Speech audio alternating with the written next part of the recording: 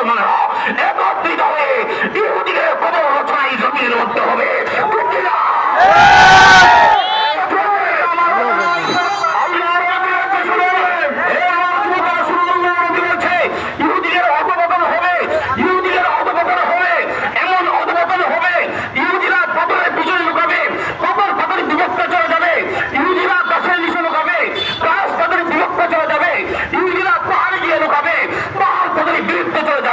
কারণ ইহুদি এত বড় অভিশপ্ত জাতি, তারা এমন কোন নবী নেই যে নবীর সাথে বিয়াদবি করে নাই।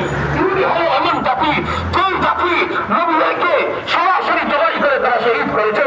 ইহুদি হলো এমন জাতি যেই নবীদের হাত কেটে পর্যন্ত দিয়েছে। ইহুদি হলো এমন জাতি যেই নবীদেরকে শহীদ করে সমস্ত মানুষের সামনে পাথর মেরে নিক্ষেপ করেছে। এই অভিশপ্ত ইহুদিদের ইনশাআল্লাহ পরাজয় আমরা দেখে যাবেই যাবো ইনশাআল্লাহ।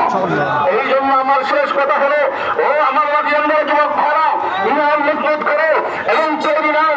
আমাদের পাশের রাষ্ট্র আমাদেরকে রাজনীতি হুমকি দেয় এবং নতুন নতুন তারা আইন পাস করতেছে। আমরা তাদেরকে বলে দিতে চাই, আমরা হলাম তাদের উত্তরসূরি। এই হিন্দুস্তান থেকে, ভারত থেকে আমরাই লাল কুত্রা ইংরেজ বাহিনীদেরকে আমরাই তাড়িয়েছিলাম, ঠিক কিনা? আমরাই লাল কুত্রা ইংরেজ বাহিনীদেরকে তাড়িয়েছিলাম। এই জন্য আমি আমার কথা শেষ করতেছি।